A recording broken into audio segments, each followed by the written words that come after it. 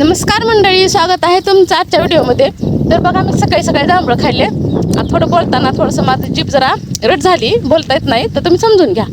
तर का चरली बघा काय म्हणते तर चरली. हा, मी चरली सकाळी.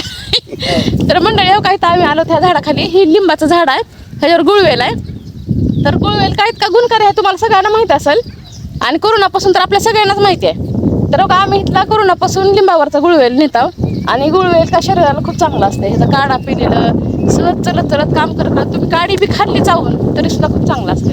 तर हो, आमच्या कारभारने काढलाय. हो, काय तर गुळवेल गावडा काढलाय. आणि त्याचा काय गुणधर्म आहे त्याचं जिवंत उदाहरण म्हणजे आमची ही बायको.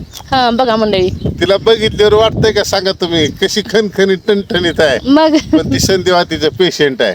हा हा मंडळी, मंडळी ही का कितीतरी रोगावर काम करते गुळवेल. पण मला इतकी संधिवात झाली, मला अंथरुणातून उठता सुद्धा येत नव्हतं. त्यावेळेस मात्र आहे का नाही, ही इतकं मोठं ह्या गुळवेलचं योगदान आहे आणि आमच्या कारभाऱ्यांचं. कारण ह्यांनी आणून दिल्याशिवाय आणि मला काढा करून दिल्याशिवाय मी गुळवेल पेले नाही आणि मी नीट झाले त्यामुळं. आता ही प्रत्यक्षात आहे का, ही गुळवेल घेतला, ही फक्त काढ्यासाठी घेतलाय. सकाळी उठून तिला ह्याचा काढा पिले की चाललं. आणि न मेडिकलची गोळी खाता ठणठणीत राहणारी व्यक्ती आहे ही. हा, कारण आपण का सगळ्यात जास्त म्हणतो आपण आहोत भारतीय आणि जास्त आयुर्वेदिकला मी महत्त्व देते. तुम्ही पण द्या आणि ही गुळवेलचा काढा पिऊन बघा. आजारी असू नसू इतकं इम्युनिटी वाढते का ना, शरीरातली प्रतिकारशक्ती, रोगप्रतिकारशक्ती वाढते आणि माणूस खरंच राहते, म्हणजे उत्साहित राहतंय, तेज म्हणजे एकदम तरतरीत राहतं, एकदम छान वाटतं, फ्रेश वाटतं, आळस येत नाही, काय नाही.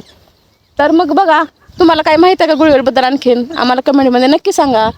आणि चला मग पुन्हा भेटू पुढील व्हिडिओमध्ये. तोपर्यंत कारभारी जय स्वामी समर्थ. श्री स्वामी समर्थ.